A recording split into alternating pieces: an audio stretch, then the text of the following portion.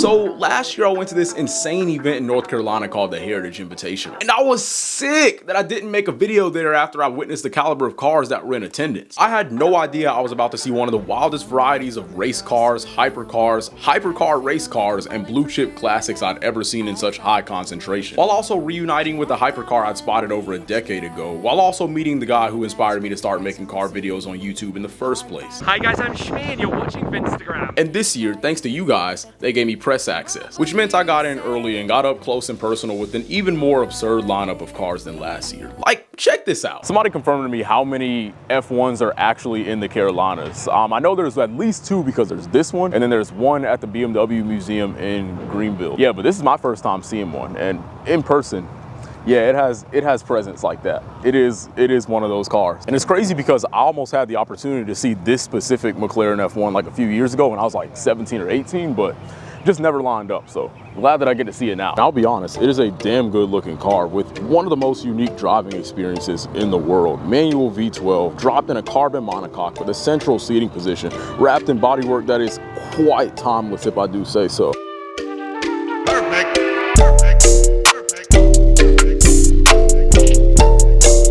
So we finally have something of a Radwood in the Carolinas because we've been waiting for this for like years now. They were supposed to come in like 2020, I believe, and then COVID hit.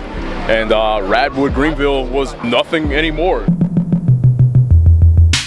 So if you don't know, 1010's Motor Club is basically a country club for gearheads. Instead of a clubhouse surrounded by golf or pickleball, which I don't know why I'm talking bad in a negative tone about those because I like playing those, but here you have a paddock and almost 2 miles of pristine tarmac, so you can rip your car around track all morning and get gin and tonic summer started in the afternoon. But I'm glad that an event like this exists. If the audio on this clip is garbage, what I'm trying to say is that I'm glad an event like this in the Carolinas finally exists, and it's currently on its 4th year. Because growing up around here, there wasn't always a whole lot of car stuff going on. I remember being in my early teens in the 2010s, you'd see something remotely cool fly by on the street and you remember that for the rest of your life. And it felt like every other corner of the country had some premier car event. Car Week with the Quail and everything else it entails out on the West Coast, the Barrett-Jackson auctions in Arizona, Miami now has MOTA along with DRT and various other events, Greenwich Concours d'Elegance in the Northeast, and even across the world you got Tokyo Auto Salon, Top Marks Monaco, Goodwood Festival of Speed. But over the past decade or so, the car scene's really been heating up in the Carolinas. More notable collectors begin to call these states home, or they're home away from home. Some of the biggest monthly car meets in the country go down here. NASCAR, the company, is based in Daytona Beach, but everyone knows the true epicenter of that sport is Charlotte, North Carolina, and it has been forever. So I feel like all of that has been building up to something like this.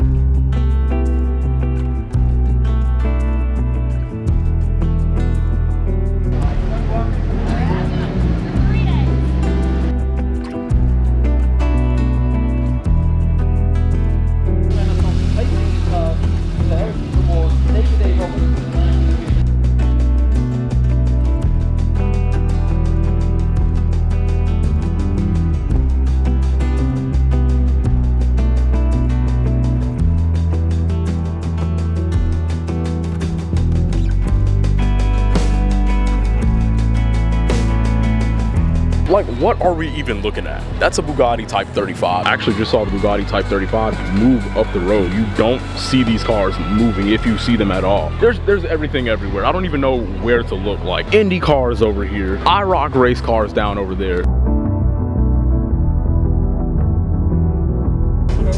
So we got the entire Ferrari 5 here. I believe this belongs to Rick Hendrick. Funny thing about this Ferrari right here is I actually met Mr. Hendrick back when I filmed his collection a long time ago. I was like 16 or 17 years old. I'm still the only independent content creator who has a video inside of that garage. Go watch the video if you haven't seen it yet. But this very LaFerrari was here.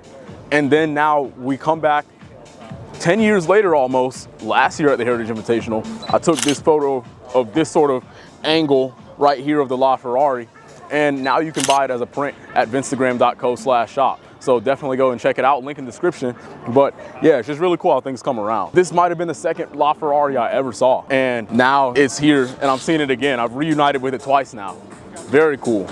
You know, when I was younger, the P1 was always my favorite of the Holy Trinity, and to this day, I think it certainly aged the best out of the three. The average person would probably look at that car and still assume that it came out this year, whereas the current Ferrari design language, for better or for worse, has kind of dated the LaFerrari. But if you put a gun to my head and told me I had to own one, I feel like the LaFerrari offers the most unique driving experience, certainly the best sounding exhaust, and that's the one I'd go with. And even though I kind of grew up with the LaFerrari, I think slowly but surely the F50 has become my favorite of the Ferrari 5. Manual, V12, no power steering, no assist. Something about that just insanely connected experience just creates an allure to me. And then you get the interior that is just entirely bare bones. There's nothing there but what is required to drive the car. There's no screens, there's no audio. It's just manual shifter, AC, a steering wheel, and gauges, and that is just absolutely perfect. Because I feel like even in today's like very extreme modern cars, there's always screens, there's always all kinds of distractions all over the dashboard, whereas this is just focused. This is dialed in from factory. Now, the Heritage Invitational probably best deserves its name for its concentration of blue chip classics. Some masterfully restored, some meticulously looked after and kept in pristine condition over the better half of a century, others preserved in the very dirt and grime they collected decades ago in the heat of battle on some of the most iconic tracks around the world, building the reputations they have today. So most people have heard about the Lancia Delta, and that's a lot of people's favorite car, but me personally, if I had to choose a Lancia, if you put a gun to my head and made me choose, I'm going the Stratos all day. This is not a hatch turned into a rally car. This is just a purpose-built rally car. It's basically just a lifted two-seater sports car, and I've always seen this one as a kid more so than the Delta, and it has always just stood out to me more. And I don't understand really why the Delta gets more hype than the Stratos. Maybe is it the motorsport history, but I don't know. If we're talking car for car, this is the sicker one. Another one that caught my eye is this 289 Street Shelby Cobra. The difference is the pipes come out of the back instead of having the big race pipes come straight off the headers out the side, which I think is just so much cleaner of a look. If I were to choose one, this is the one I would go with. I would not go with the 427. Really, all you need in these cars is the 289 because it's such a small car. It weighs less than 2,000, well, not less than 2,000, less than 3,000 pounds. And you don't need more than like 300 horsepower to make this thing go. Okay, so this one actually is a 427 Street Cobra, which is probably more tame and is not like the race car, but I would still take a 289. This is still a 6-spec. If I were to order one, that would be not exactly, but it would be something like this. Something very subtle, no racing stripes, just very clean. So here is the Mustang GTD that is from my hometown, Columbia. Yeah, I wasn't at Cars and Coffee when people first started seeing this thing, but here it is now, flanked by two Ford GTs. One of them being an original GT40. Ladies and gentlemen, this car might be the first car at the show to genuinely just make me instinctually smile. Everyone knows the Carrera GT, manual V10. Oh my goodness. Black with silver wheels. The only thing I would change about it is give it like the brown interior, but this is almost ideal spec for me. I know there's a lot of crazy colors out there that a lot of people get them recommissioned in, a lot of PTS colors, but personally, I would take it something very similar to this. So it's funny how everyone likes to talk trash about the BMW G80's grille because it's so long and it's unprecedented from BMW apparently, but look at this. That's where it came from. Guys, the caliber of cars here is so insane that there's a Manti Racing GT3 RS, but then you raise over it and there is an SP2 Monza.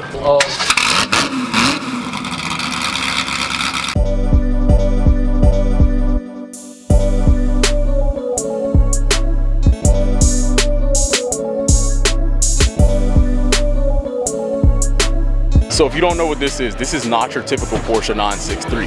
This is something from Porsche Sonderwunsch division where Roger Penske basically commissioned a street legal 963 prototype. So it has plates, it has a full interior with leather wrap and everything, which I think is incredible. No livery, an actual like nice-ish interior in the car. Beautifully done as you would expect from Porsche. Honestly, just having it so clean without the livery and just in a more streetable form with everything that you would expect from the Porsche 963 prototype, just in leather and Alcantara. Absolutely incredible. Because I feel like the term street legal race car is used entirely too liberally, and this is that in every sense. This is an actual street legal race car. This will probably never happen again. I remember seeing this back when it was on video when it first released, when Roger Penske first took delivery of it, and I was like, that is the most insane thing. And to be quite honest with you, I never thought I would see it like, what, less than a year after it came out? Absolutely insane. Well, That was a hell of a season opener for what is honestly a jam-packed series of car events throughout the Carolinas this year. On that weekend alone, there might have been like 10 car events within an hour-and-a-half radius. There was grid life going on. There was Heritage Invitational. Across the street at the Charlotte Motor Speedway, there was the Auto Fair. In Greenville, there was some event. Actually, there were like 3 events in Greenville. There was one back in Columbia. Then the very next weekend, there was a Hangar event in Greenville. The day after that, there was a Speed and Beauty Concours d'Elegance in Columbia, South Carolina. Everything's going on around here nowadays. It sucks to say that I probably won't be spending a whole nother year here in the Carolinas during the height of the car scene at that, which means that this set may be changing within the next 365 days. But while I'm still here, I'm gonna enjoy the car scene, and I'm glad that I got to take you guys along for this one.